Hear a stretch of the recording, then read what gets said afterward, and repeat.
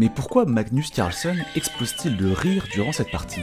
Nous sommes à Dubaï en 2023, Magnus Carlsen marche d'un pas décidé, il se fait contrôler pour empêcher la triche, et le voilà assis face à ni plus ni moins que Vishy Anand, champion du monde d'échecs de 2007 à 2013. Pour Magnus, des flashs ont dû réapparaître dans sa tête, c'est contre ce même Vishy qu'en 2013, Magnus l'avait emporté pour devenir le GOAT des échecs. Mais la vengeance est un plat qui se mange froid et Vishy espère bien se venger aujourd'hui contre le GOAT.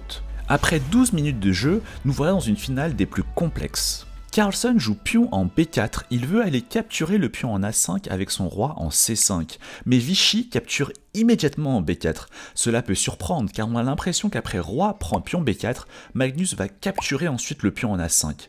Mais Vishy a alors prévu de jouer pion en C3 et regardez comment les blancs contrôlent toutes les cases A4, B4, D4, E4, G5, G6, c'est une forteresse. C'est pour cela que Magnus joue roi en D4. Anand se replace sur sa chaise, il est sous le choc.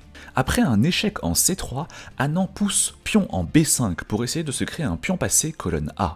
Mais le problème, c'est que le fou F3 de Magnus contrôle la case A8, empêchant le pion A d'aller se transformer en dame. C'est pour cela qu'après quelques coups, Vishy joue l'incroyable cavalier G3 prend en F5. L'idée est que si Magnus prend le cavalier, Vishy aura deux pions passés, le pion A et le pion E, et Magnus ne pourra pas arrêter les deux avec son fou.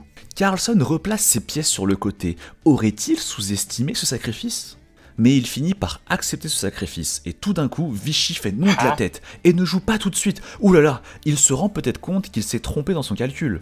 Anand pousse finalement pion en E6 pour promouvoir un de ses pions, mais Carlsen qui joue immédiatement pion en B4, car si Vishy prend son pion en B4, le pion C4 va facilement être poussé en C3, C2 et C1 et se transformer en dame.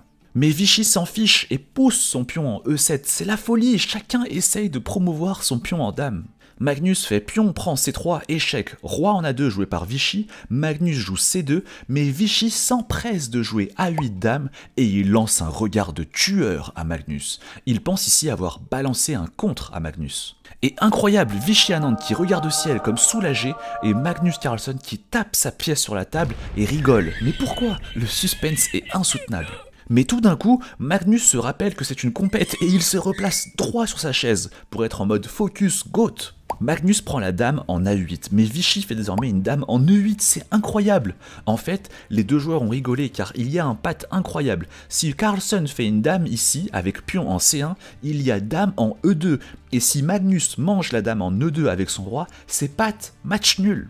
Sauf que Anand voit que Carlsen réfléchit et il bouge ses pièces de façon frénétique sur la gauche. Il comprend que Carlsen prépare un mauvais tour. Incroyable, Carlsen joue fou E4, il joue la position avec une dame en moins. Anand ne s'y attendait pas et encore une fois, il manipule ses pièces à gauche avec la main tremblante. Il est sous le choc et a besoin d'extérioriser tout ça. Vishy joue dame D8, échec, mais Magnus se défend avec fou en D3. Et incroyable, Anand joue dame en D4, son idée c'est que si Carlsen fait promotion d'une dame en C1, Vishy Anand sacrifie sa dame en E3 et c'est encore une fois pat.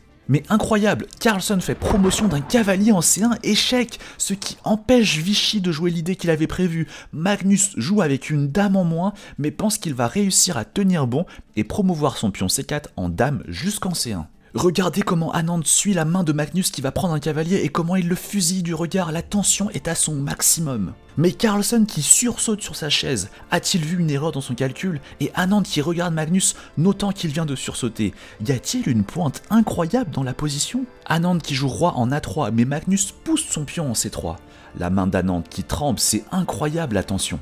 Il joue finalement dame en B6, mais cavalier en E2. Magnus prépare l'avancée du pion C jusqu'à dame. Vishy qui capture le pion H6, mais pion en C2 joué par Magnus. Il va faire une dame, et Vishy qui abandonne. L'abandon d'une légende face à la légende dans une finale de légende. Une preuve, s'il en fallait encore, que Magnus Carlsen est bel et bien le meilleur joueur de tous les temps.